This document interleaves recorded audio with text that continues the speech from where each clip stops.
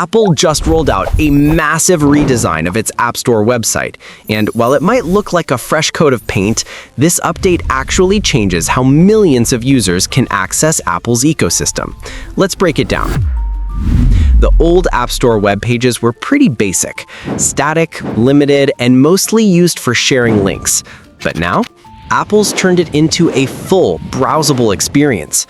The new interface lets you explore apps by device: iPhone, iPad, Mac, Apple Watch, or even Apple TV, all from your browser.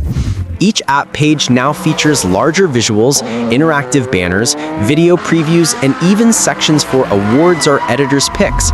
The layout feels more like the native App Store app, with Apple's new liquid glass design language, adding smooth gradients and subtle transparency effects.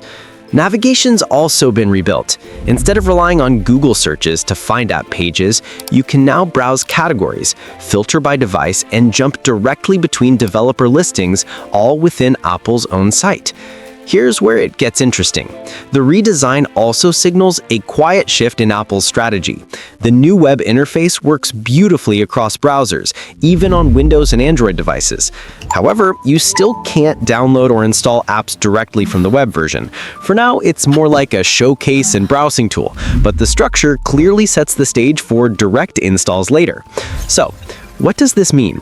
Apple is future-proofing the App Store, not just updating visuals. The new design makes it easier for developers to reach global audiences and gives users a more connected, immersive experience whether they're on Apple hardware or not. In short, the App Store just evolved from a static catalog to a living, breathing platform. If this redesign is any hint, Apple's next big frontier might not be a new device, it could be the web itself. What do you think? Smart move, or Apple trying to look open while keeping control?